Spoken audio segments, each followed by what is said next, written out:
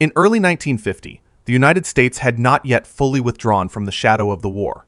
In the early hours of one day, a man in his 30s, soaked through, quietly climbed onto a harbor in Alabama before dawn. He had no luggage, no identification documents, and no one to meet him. A few minutes later, he disappeared into the woods at the end of the beach, leaving no records. Like most illegal immigrants, he had no identity and could only survive on the edge of the city. Waiter, cleaner, casual laborer, he did whatever could be exchanged for cash. No one knew his past, and no one cared where he came from. In official files, he was just a non-existent person. 3 years later, in 1953, there was a residence card in his wallet. The name column read, Larry Thorne. That year, he was 34 years old. For most people, this meant the beginning of a new life, but this man did not show obvious joy, because he knew very well that the achievement represented by this card carried almost no weight compared to everything he had experienced. In 1954, he made a seemingly abnormal choice, not to continue accumulating savings, nor to try to integrate into society, but to apply to join the U.S. military under the Lodge-Philbin Act. According to the vision of this act, foreign nationals could obtain permanent status after serving only 5 years. For ordinary people, this was a low-risk, calculable path. But this man was not there to muddle through 5 years. For a god of war who had commanded thousands of troops in extreme cold, been decorated by 3 countries, and whose chest was covered with iron crosses and the Cross of Liberty. This kind of life was plain to the point of near death. But he could endure. There was no such word as stability in his life logic, only waiting. He was waiting for a new battlefield to harvest those enemies he had not yet finished killing. On the 30th of November, 1939, the Soviet Red Army launched the Winter War.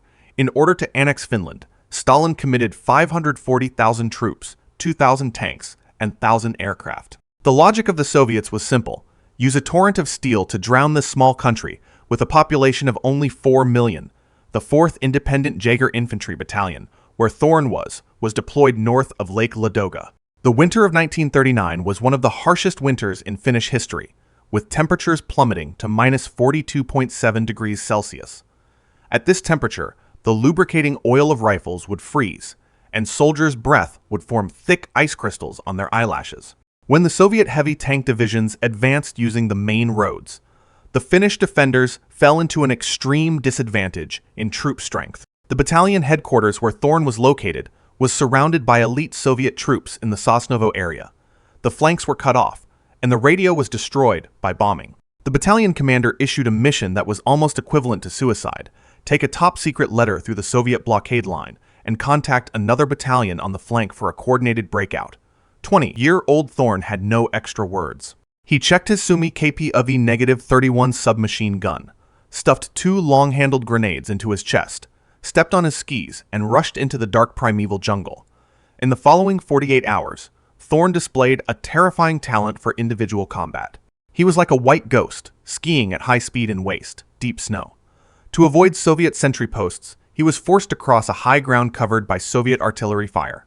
He once lay in a ravine, less than 10 meters away from a Soviet tank, holding his breath, letting the snow shaken off by the tracks bury his body. He could distinguish the smell of inferior tobacco in the Soviet camp, and could also judge the exact departure time of Soviet patrols by the indentations on the snow. The most thrilling moment occurred when he approached the friendly defense line. Due to the extreme cold and long period of lurking, Thorne's face was frostbitten, and his voice was hoarse. When he rushed out of the forest sea, he was met by the terrified sound of friendly forces bolting their guns. Because the password did not match, the friendly adjutant had even pressed a pistol against his forehead, ready to execute this suspicious intruder. In the last second before losing consciousness, Thorne roared out the secret code that only senior officers knew. This message delivery allowed the 2 battalions to achieve tactical coordination. Thorne subsequently participated in the famous Mati Annihilation Battle. Under the cover of night, he led a small squad, utilizing the mobility of skis to cut the extended Soviet battle line into isolated small encirclement circles. His method of killing was extremely efficient. First, sweep the Soviet field kitchen with machine guns to cut off the enemy's supply of hot food. Then, when the Soviet troops lost combat effectiveness due to hunger and cold, use precise submachine gun fire to harvest them. In that battle, the Soviet army left hundreds of frozen corpses in the snow. 20-year-old Thorne was promoted to second lieutenant for his service. In March 1940, the Soviet Union and Finland signed the Moscow Peace Treaty. Finland kept its independence but was forced to cede 11% of its land. This included Thorne's hometown, Vyborg. When the order to retreat reached the front line, Thorne was sitting on a broken tree trunk wiping his bayonet. He refused to accept this result. According to the treaty, all residents of Vyborg must evacuate within 3 days. Thorne returned to his home, a typical Finnish wooden house in the suburbs of Vyborg. The lilac trees outside the window were once the most beautiful memory of his childhood, and now those trees were blackened by the lingering smoke of Soviet long-range artillery fire. Thorne watched his parents pack the last bit of luggage. His father, a captain who had been resolute all his life, looked back at the old house before leaving, his eyes moist. Thorne did not shed tears. There was no sadness in his eyes, only an anger that made one feel chilled to the bone. That anger was not a hysterical roar, but a cold, calculated hatred. He walked into the yard and crushed a still smoldering Soviet cigarette butt with his boot. At that moment, his life logic was completely reorganized. For him, this war was no longer for the country, but for this taken coordinate. He swore that as long as there was still a breath in his lungs, as long as his index finger could still pull the trigger, he would return here and kill every invader who stepped on this land. This anger reached its peak when the Continuation War broke out in 1941. Thorne returned from training in Germany and formally established Detachment Tarny. This was no longer an ordinary company, but a group of beasts raised on anger. Thorne had only one standard for selecting members. Not only must they have extremely high combat skills, but they must also have a deep enough hatred for the Soviet Union. In the process of advancing towards Vyborg again, Thorne showed a bravery that was almost cruel. He often led the team to infiltrate the Soviet rear, planted explosives in Soviet ammunition depots, and then sat in a snow pit hundreds of meters away, expressionlessly watching the fireball from the explosion rush into the sky. The Soviet Red Army even offered a reward of 3 million Finnish marks for his head, because he not only killed and wounded soldiers, but also destroyed the morale of the Soviet Army. He became the White Death in the nightmares of the Soviet Army. On the 9th of July, 1944, Thorne was awarded the Mannerheim Cross. But even with honor added to his body, he still could not stop Vyborg from falling into Soviet hands again. This repeated humiliation completely twisted his destiny. In September 1944, Finland was exhausted in the flames of war and was forced to sign an armistice agreement with the Soviet Union. According to the treaty, Finland must turn its weapons around and expel the German troops within its borders. For most Finnish soldiers tired of war, this meant peace and returning home. But for Larry Thorne, this was tantamount to a public humiliation.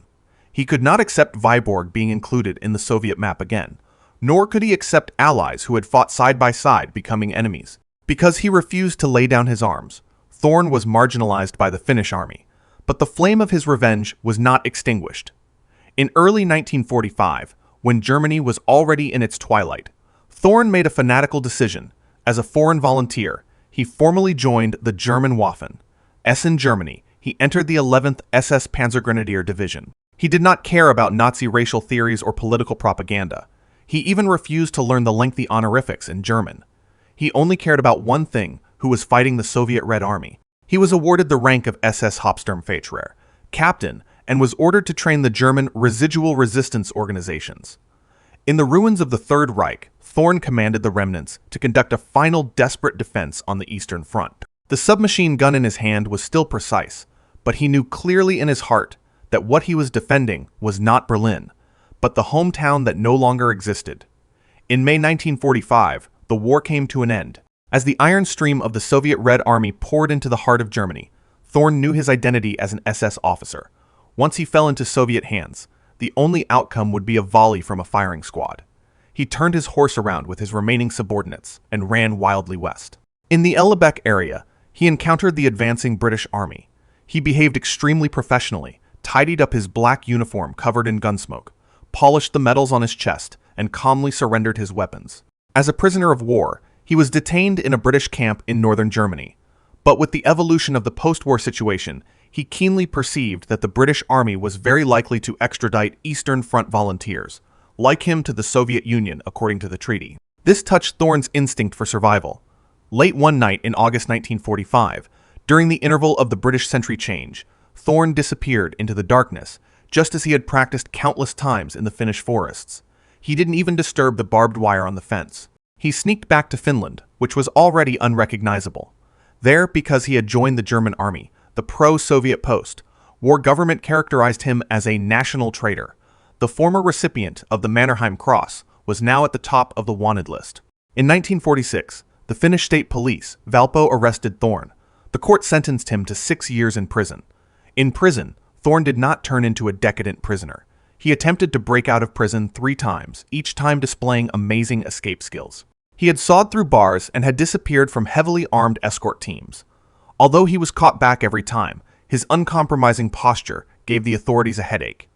In December 1948, Finnish President Juho Paasikivi, out of a shred of last respect for this war hero, signed a pardon. Thorne, who had regained his freedom, found that Finland had no place for him.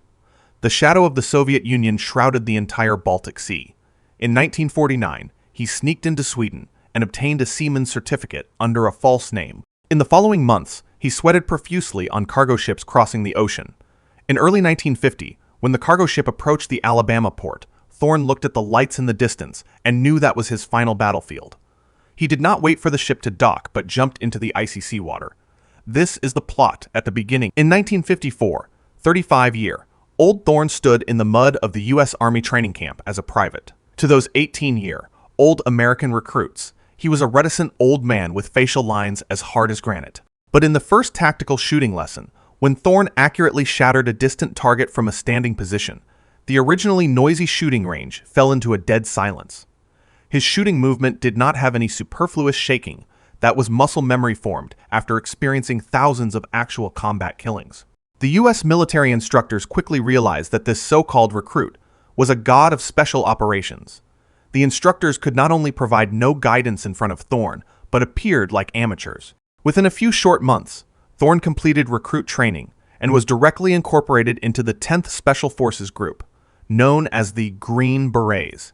Since Thorne had fought against the Soviet Army on the European Eastern Front, the U.S. military sent him to the Bad Teels base in West Germany. There, he took on a special role, Blue Force Commander, in NATO's large-scale exercises. His task was to lead a small team to play the imaginary enemy, specifically harassing the most elite conventional forces of the U.S. military. Legend has it that in the primeval forests of West Germany, the ace companies of the 82nd Airborne Division and the 101st Airborne Division fell into unprecedented psychological warfare fear. Thorne used the guerrilla techniques he learned in Finland to infiltrate the Airborne Division's cordon like water mist under the cover of night. He would even sneak into residential areas, mobilize locals as informants, or simply hang a note reading, "You are already dead," outside the opponent's command tent, and then disappear without a trace. Those American paratroopers who claimed to be elite could not even capture the shadow of the opponent in front of a true war machine like Thorne. In 1962, Thorne welcomed a mission that truly demonstrated his extreme professionalism. A U.S. military C-130 transport plane carrying top-level communication equipment and top-secret code documents crashed in the Zagros mountains of Iran. The crash site was located on a snowline with an average altitude of over 4,500 meters, and the terrain was nearly vertical ice walls and bottomless crevices. Before this, the Joint Search and Rescue Team of the Air Force and the West German Army had attempted twice, but both were forced to return due to hypoxia and blizzards. Thorne took over command as the actual commander. He did not adopt a conventional large-scale search and rescue plan, but led a high-mountain squad trained by his own hands, adopting an extremely risky light pack assault.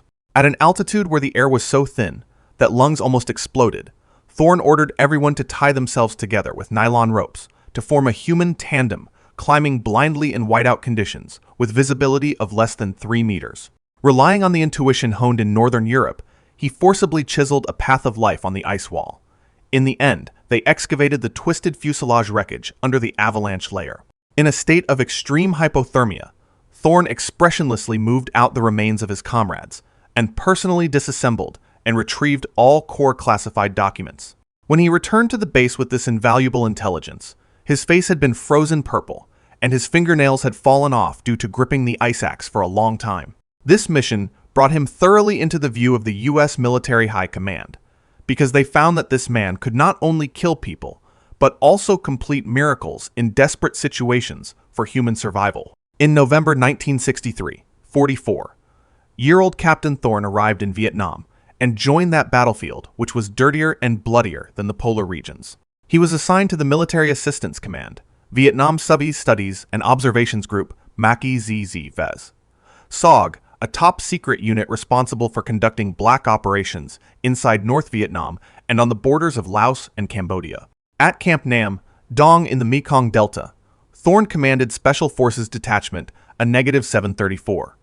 The opponents here were no longer tank clusters of the Soviet Army, but North Vietnamese guerrillas shuttling through jungles and tunnels like loaches. Thorne quickly realized that conventional fire suppression was meaningless here, and he began to implement an extremely cruel and effective psychological warfare. Project Eldest Son. He ordered his subordinates to scatter a special kind of 7.62 millimeters bullet mixed with high explosives on the North Vietnamese supply lines through secret channels. These bullets looked exactly the same as ordinary ammunition, but as soon as they were loaded into the chamber and fired, they would generate instantaneous high pressure, directly shattering the receiver of the AK-47 and blowing off half of the shooter's face along with it. Thorne's purpose was not simple killing, but to plant a seed of terror in the hearts of North Vietnamese soldiers. The weapon in your hand could become your coffin at any time. This silent fear delayed the North Vietnamese offensive rhythm more effectively than any heavy artillery. In the early morning of the 6th of July, 1964, a reinforced battalion of the North Vietnamese Army used the cover of a rainstorm to launch a saturated attack on Camp Nam Dong. The camp walls were blown open, and the South Vietnamese militia began to flee. In this chaotic moment, 45-year-old Thorne displayed a calmness bordering on madness.